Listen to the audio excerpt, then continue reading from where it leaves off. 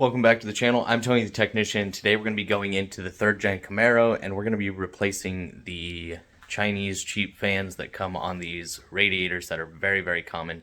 We're going to be replacing them with some quality Spal fans that should move some really good air, and I'll provide you guys with all the information, part number and all of that, and I don't think the install will be too bad, so let's go ahead and get into this. If you guys have any questions, comments, concerns, please feel free to drop a comment down below. But other than that, let's get into this. So here we're going to be swapping out the fans on my radiator. If you guys follow the channel, you guys might know that I swapped out. These are the headlights that I actually installed in the Camaro when I first bought it, and actually I believe my first YouTube video. But we swapped them out with the Starbuck Innovative Designs LED headlight kit. Really nice, really bright. But we're going to be swapping these fans out. So this is probably the most popular, most common radiator that you can find for the 3rd gens without going, you know, with a big name brand, big price tag. A lot of people run these 3-row radiators that you can find on Amazon for $200, sometimes less. 95% of them are the same. You might get some venting in the shrouding, but other than that, they're all basically the same, different radiator caps, you know, very minor differences. And there's pros and cons to these. The big thing is the radiators themselves are pretty decent, especially for the price. The downside, the thing that holds these back, are actually the fans. The shroud, I mean, everything's really nice for what it is. But the fans, when you look at all these different sellers on eBay and Amazon and all these other performance sites that sell these, either you're going to find an overrated number for these fans, or you're not going to find a rating for them at all. They're just a lot of them just state 2 12-inch fans. And so I'm going to get a velocity rating on them to see how much air it's actually moving. I have a little anemometer. I'm going to measure it and see how these compare to the new 12-inch fans that I picked up from Spal. These are made in Italy, and I want to say these are rated at 1600 CFM. I will have it linked down in the description. I want to say these are about $150 a piece, and still I'm going to be in it for a very decent price for the $150 to $200 that I paid for that many years ago to this. Things that I've done recently since I got the car started, I've been having temperature issues.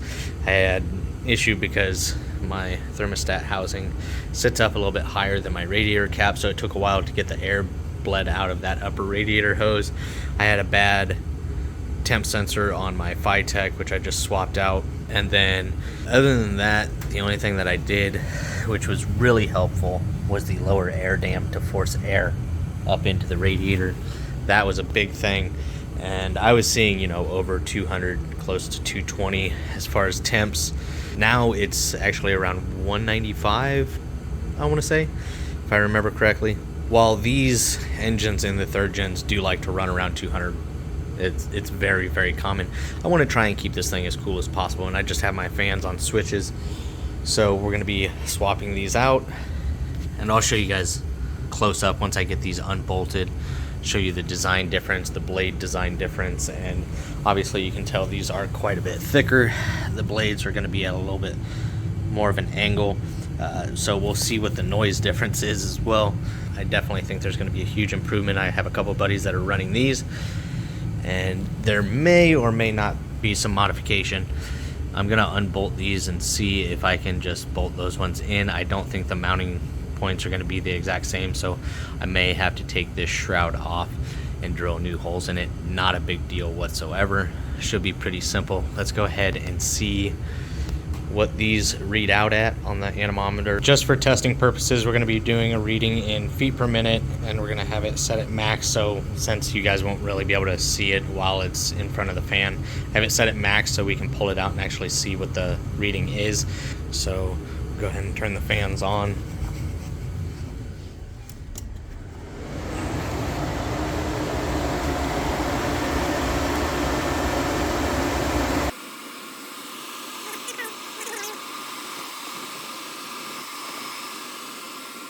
We got 925 for the max at the pulleys. So now I'm going to go in right up against the fan and see what kind of reading we get.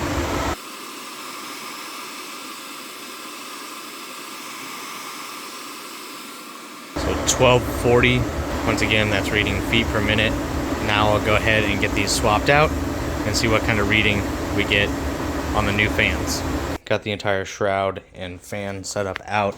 I had to disassemble it instead of just the fans because on the back side I do have nuts and I can't access those while it's up against the radiator, so I just took the entire thing out, which I just had to remove my top bracket and kind of lift the radiator out of there a little bit to access the 2 bolts on the bottom side.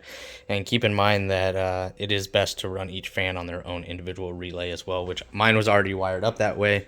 I wired that like that a while back, so all I have to do is install these connectors that I'm using onto the new fans, and then I'll use some split sleeving, nylon sleeving, and I'm going to use these solder connectors, which are fantastic, to install all this, and then we'll get the new fans put on there. But before I do that, I'll make sure to show you kind of the differences between the fans.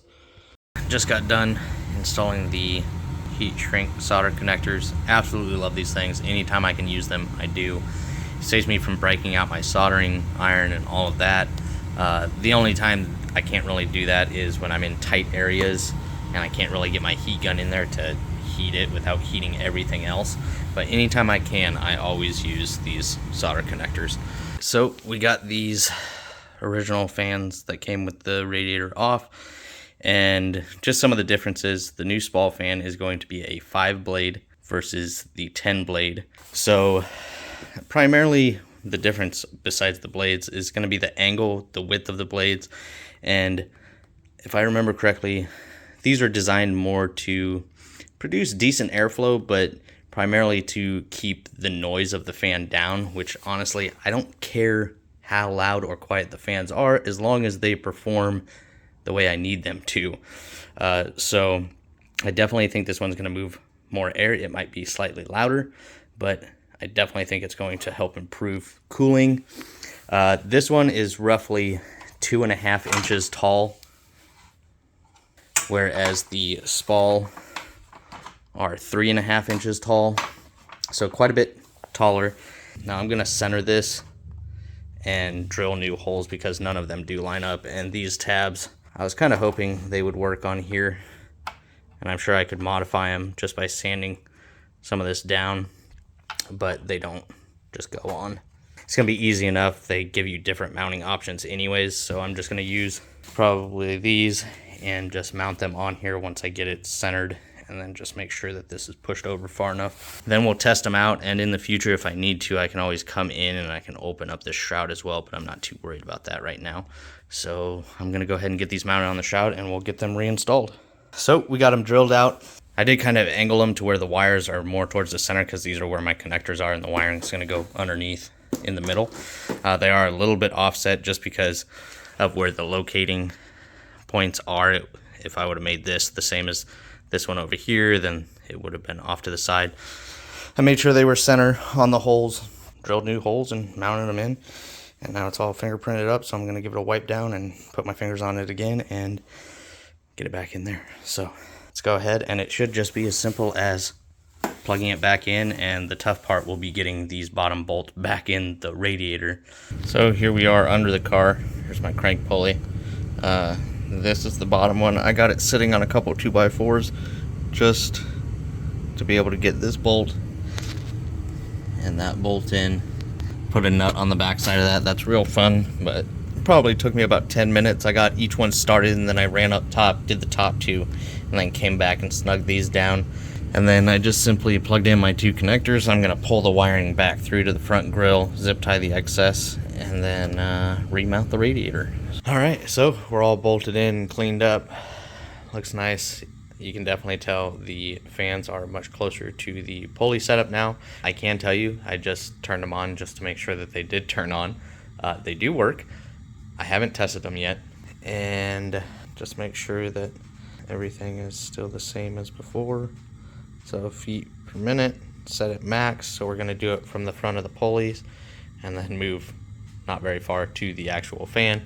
See what the number was. What was it? 945 and 1240. So I'm going to go ahead and turn them on, and I don't know if you'll be able to hear me. They are quite a bit louder, so hopefully they perform quite a bit better too.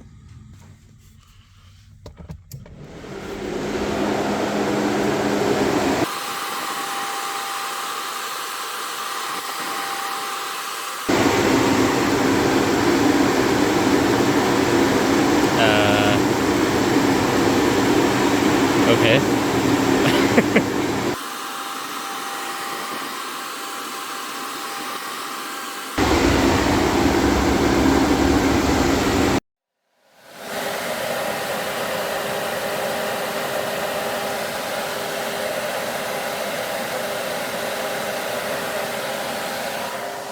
All right, so that's it. Huge improvement.